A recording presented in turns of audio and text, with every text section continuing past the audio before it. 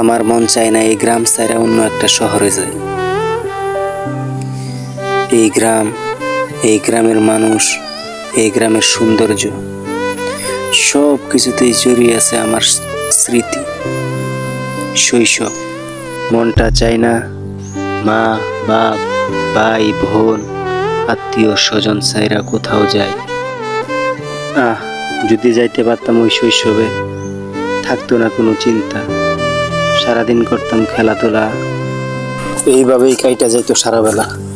বুঝতাম না জীবনের মানে। একটু একটু করে বড় হতে শুরু করলাম, আর বাস্তবতা বুঝতে পারলাম।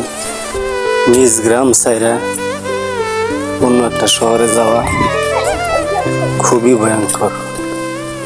গ্রামের মানুষ, গ্রাম, সব কিছু। মানুষ কেমনে পারে নিজ গ্রাম ছাইরা অন্য একটা শহরে?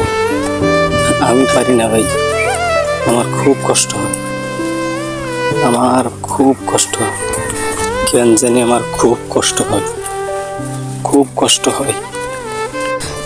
কিন্তু ওই ভাগ্যের পরিহাস, যেতেই হবে ওই কর্মস্থলে, করতে হবে কাজ। তাই গ্রামগঞ্জ ছেড়ে যাই কর্মস্থলে, দোয়া চাই সবার কাছে।